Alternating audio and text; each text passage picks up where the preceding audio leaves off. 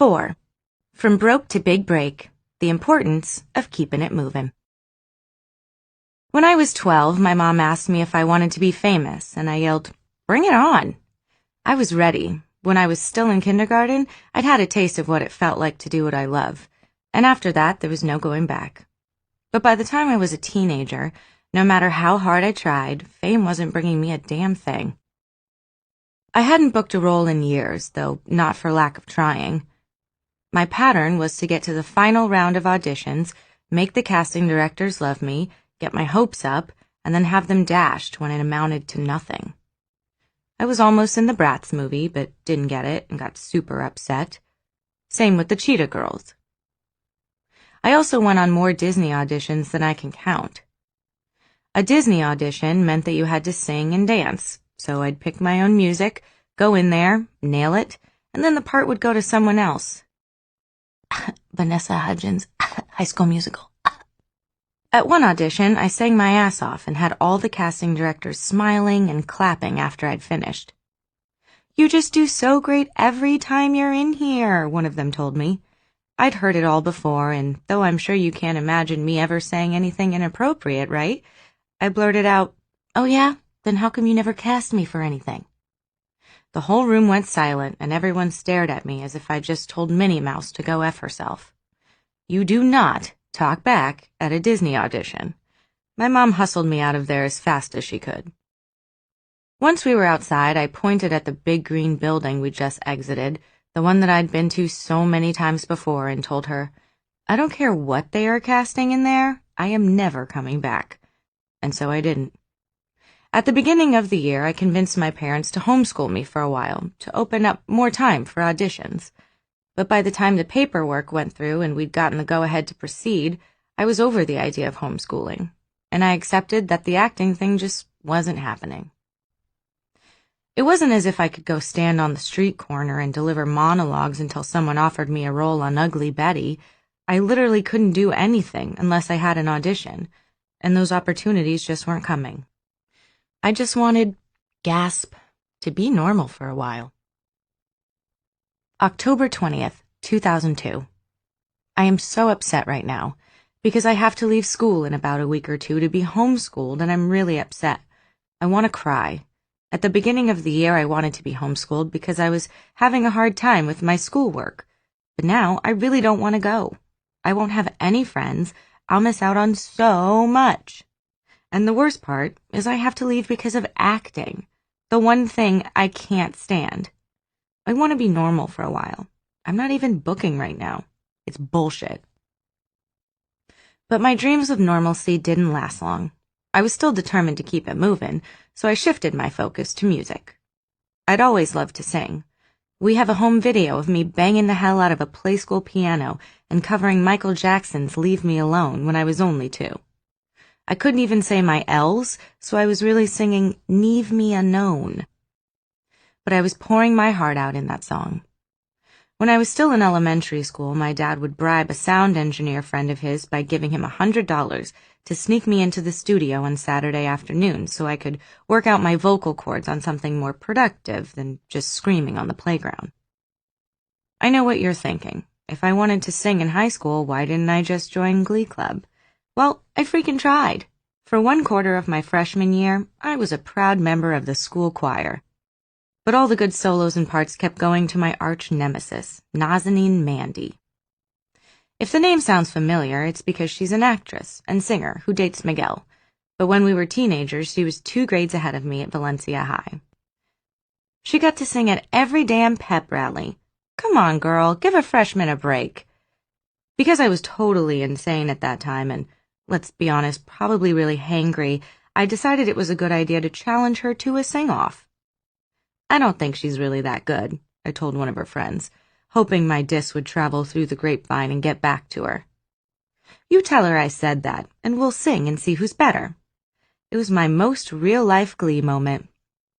Sadly, but probably better for both of us, Nazanin never took me up on it. Finally, I had enough of playing second soprano and quit. "I don't need to sing the Star-Spangled Banner at a basketball game," I told myself. "I'll just go home and try to get a record deal." My dad was always super into music, and while my mom had managed my acting career thus far, Dad stepped in to do the same with my music career. He played the guitar, had long hair that made him look like a surfer, loved 90s bands like Nine Inch Nails and Pearl Jam, and passed on his eclectic taste in music to me. I had gotten a hold of Robin Thicke's first album and listened to it so much that I practically played it out. But I also loved Modest Mouse, Franz Ferdinand, and, of course, Brandy. Most of my friends were listening to punk, but I just couldn't get into it. While they were dying over Rise Against, I was like, I'm sorry, but this is the whitest shit ever. Dad and I soon started making the rounds, pulling on the connections he had from his days at Universal Music and a few people I'd met through acting. Opportunities started to pop up here and there. We went to Atlanta to record, met with Darkchild, aka Rodney Jerkins, and with producers who'd worked with Omarion and Janae Aiko. I'd do writing sessions where I'd work on my own lyrics alongside professional songwriters who'd coach me through it. Okay, Naya, they'd say. What do you want to write a song about? Boys? Duh. And yes, the songs that came out of these sessions, a little part of me is dying of embarrassment just writing about it, and you haven't even heard them. My mom found a demo tape recently, and when my husband tried to play it in the car, my mom sat in the back seat shouting, "Turn that shit up!" while I tried to rip the CD player out with my bare hands. One of the demo gems is about my best friend betraying me and trying to pick up my man, or boy, at the mall. It has spoken word interludes where I'm saying things like, "Girl, how could you? We were like blood," over some smooth as butter R&B playing in the background. As atrocious as these songs were, they made my dad super proud, and he was convinced we were on the right track. "Writing's where the money is," he'd say, practically pumping his fist. "You gotta get in there and get a pub deal." The entertainment industry has a reputation for being kind of sleazy, but in my experience, it has nothing on the music business. Even though I was barely old enough to drive, I already considered myself a professional. Being an actor meant you had to show up on time and know your lines, so I learned to take my responsibilities seriously at a very young age. Yet none of the adults we were working with did the same. It was like a whole bunch of drug-dealing car salesmen got together and decided to start this thing called the music business. "Meetings confirmed for 3 p.m., they'd say, then on the day of, "Can you do 9:30 instead?" At night, mind you, I was 14 with school the next day. People who claimed to know what they were doing always tried to coach me on my image whenever I had a meeting with someone from a label. Wear something hip. This is the music business. Image is everything. You have to walk in that room and look like an artist. Left to pretty much my own devices, I interpreted looking like an artist to mean wearing a lot of leather. Specifically a crop jacket and bell-bottom jeans with suede ropes that crisscrossed all up and down the sides. I think I wore those jeans to every single meeting. The meetings themselves usually just involved me and my dad listening to someone brag about all the amazing projects they'd done, or about how someone else they were working with was about to blow up and make a ton of money. Then, when they finally tired of hearing themselves talk, they'd look at me and say, "Okay, sing something." And I'm sitting there like, we're in a Jerry's Deli? A few promising meetings did happen here and there. I landed a small role in a B2K video because we thought it could help me get in good with their manager. But other than earning me a few cool points with the black girls at school, it led nowhere. We also signed a production deal with songwriter Dick Rudolph. And while this seemed like a leap forward at the time, it turned out to be one of many deals that pushed me in directions and genres that sometimes just weren't right, and at other times were downright comical. Dick had me do a demo with I'll Be Sure, which had my mom freaking out.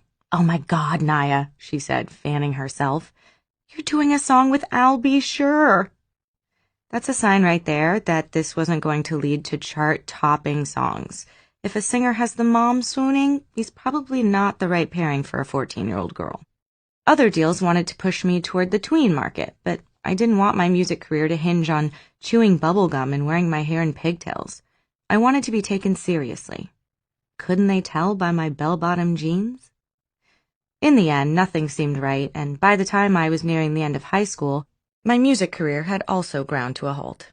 I was officially a regular-ass kid, complete with a lack of direction and an affinity for bad decisions. Being too cool for school and paying the price. In my junior year of high school, I had somehow convinced my parents to let me stop going to Valencia High and enroll in this alternative school program called Learning Post. My best friend Madison had gone into an alternative program that let her earn community college credit. Mine, however, did nothing of the sort. The program I signed up for was basically a one-trailer schoolhouse that boasted 3 teachers, a bunch of pregnant girls, and various delinquents and degenerates thrown in for good measure. Once a week, we'd show up for class and get some workbook packets that we were supposed to take home and bring back the following week. I'd sold this educational opportunity to my parents as something that would give me more time to go on auditions. However, even though I'd cleared my schedule for them, those auditions did not materialize.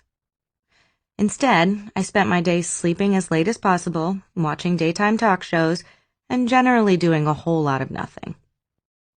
Even though I wasn't expending any effort, I was still getting straight A's at good old trailer school, so it became obvious, even to me, that Learning Post didn't actually involve much learning. After less than a semester, I transferred back to my old school. Surprise, surprise, that 4.0 GPA I'd earned while doing worksheets didn't amount to much at Valencia High. After I moved over all my credits, I only had a solid C average, but at least I was still eking my way toward graduation, or so I thought. Instead, it turned out that I'd skipped computer applications so often that I'd gone and made myself ineligible to walk with my class. They informed me that if I wanted to leave high school in the dust, I was going to have to take another 3 months of summer school. The thought of summer school horrified me and my mom. Mom was pissed at me, of course, for cutting so many classes, but I'd put her through so much during my 4 years of high school that she was as excited as I was to say see ya to the source of so much teenage drama. With me in tow, she marched into the principal's office and gave the staff a sob story that blamed all my absences not on my simple aversion to computer applications, but on my by now long-resolved eating disorder. I remember her sitting there in this floral dress and red lipstick and just lying her ass off, telling them that I'd been in the hospital with a feeding tube, which had never happened, and that we hadn't originally informed the school of the severity of what was going on because the family was embarrassed. With her eyes cast down to the floor and her voice lowered to a whisper, she confided in the principal and said, "We need your help to put this all behind us and move on." That performance right there, in the principal's office, convinced me that she really had been on her way to becoming a great actress. Except the principal wasn't buying it. As she insisted there was nothing she could do, my fake tears turned into real ones, and soon I was legitimately sobbing at the thought of having to stay in that hellhole for 1 second longer than I absolutely had to. "Come on, Naya," my mom said as she grabbed her purse and stood up. "I guess some people are just like that." It seemed like the guilt finally got to the principal, though, and a few days later she called to tell us she'd decided to reconsider and would let me walk if I could pass a series of tests that proved I had truly learned something after all. I still consider the day of my high school graduation to be one of the best of my life. For a few short hours, I seemed to forget that I had actually hated most of my classmates. We bounced beach balls from person to person during the ceremony, and at the after party, this kid Nick admitted that he'd had a crush on me since elementary school, and we made out, in a car. Clearly, this was an auspicious beginning to post-high school life. One of my relatives even gave me a copy of that Dr. Seuss book, Oh, the Places You'll Go. Alas, I did not go far. As you know, the Naya Rivera solo project did not last long when I realized I couldn't afford to live on my own and moved back in with my newly divorced dad. My brother was still in high school and playing football, so he and I trekked with my dad to the Deep Valley, Van Nuys. It wasn't the nicest place to begin with, and our neighborhood was more hood than neighbors.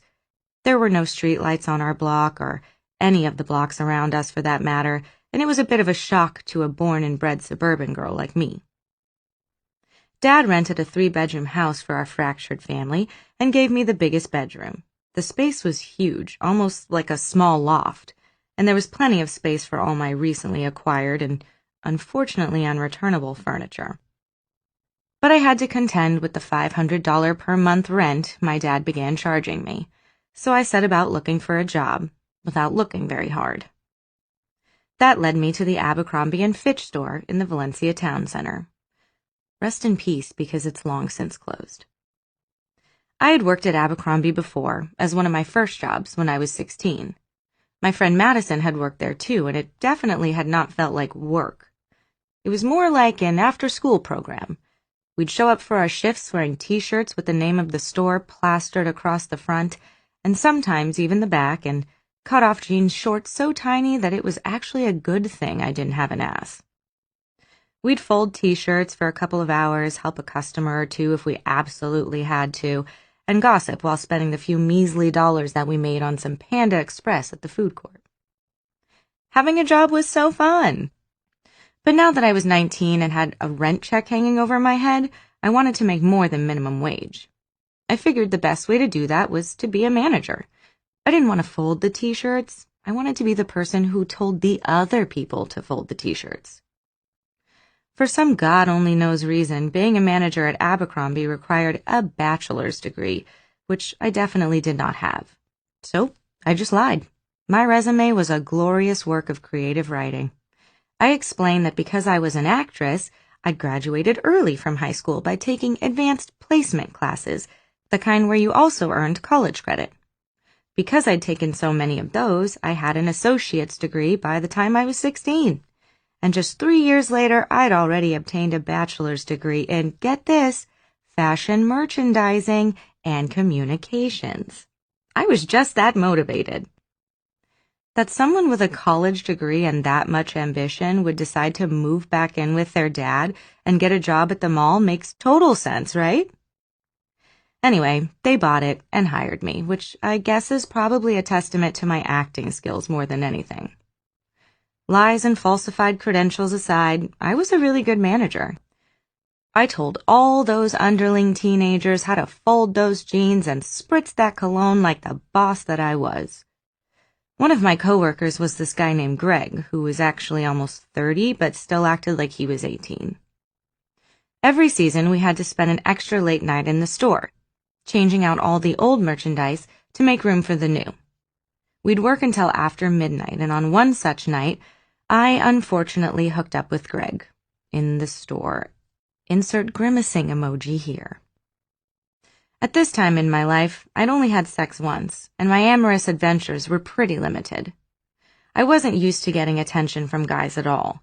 It was super boring being in a store counting sweatshirts at 11 p.m., and when Greg started coming on to me, I was more, oh well, than oh wow. But figured why the hell not. At that point, any sexual experience, even a bad one, still counted as experience in my book. Greg and I were one and done, though, and as far as I knew, news of our hookup never really got out. Then one day, one of my fellow managers called in sick, and someone from a different store came to ours to cover and fill in. "Who's that?" I asked when I spotted a girl I didn't know straightening the sweatshirts.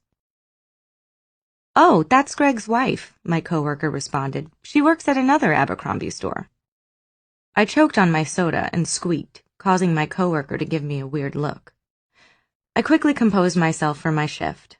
I had no idea that Greg had a wife. He seemed like such a kid and in no way mature enough for marriage, which he wasn't, obviously. What the hell was I going to do? Now, I had no qualms about lying on my resume, but I was not a homewrecker. And my panic about doing the right thing only intensified when I learned that he not only had a wife, but also a kid. To this day, I still get random little checks from Abercrombie because they're always being sued for some sort of inappropriateness. Even if it wasn't written down on paper anywhere, the stores definitely fostered this idea that their employees were fun, attractive, and sexy, and that working there wasn't work. It was a party. Your shift is practically an orgy. I'm exaggerating a little here, obviously, but I'm trying to give Greg the benefit of the doubt. Maybe he didn't wear a wedding ring or regularly mention his wife because he didn't think it was part of the brand. Whatever. What a piece of shit. I made it through the shift and later that night decided I was going to call Greg's wife and tell her what had happened. When no one was looking, I did some sleuthing and found her phone number in the employee directory. I didn't want to be a bitch about it or cause drama, but I knew that things like this get out eventually, and so if she was going to hear it from someone, I wanted her to at least hear it from me. Madison was always my accessory to crime, so we sat in her car, parked in front of my house, as I made the call from her cell phone. At first, Greg's wife didn't believe me, and then our conversation devolved into her calling me a bunch of names and cursing me the hell out. "You are ungrateful," I finally said before I hung up.